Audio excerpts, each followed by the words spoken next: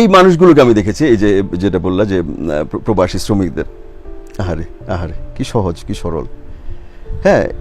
ওদের আনন্দগুলো বাইরে খুব ছোট ছোট ছোট ছোট আনন্দ, একটু একটা ছবি তুললো,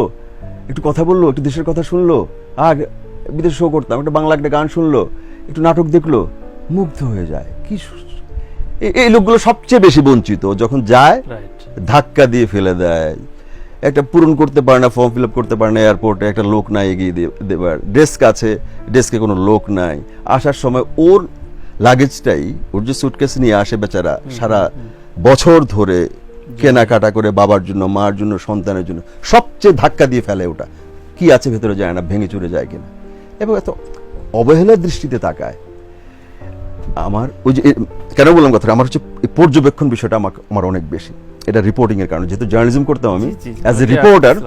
এ রিপোর্টার, এই বিষয়গুলো আমার সবসময় একটা মানুষকে আমি পড়ার চেষ্টা করতাম।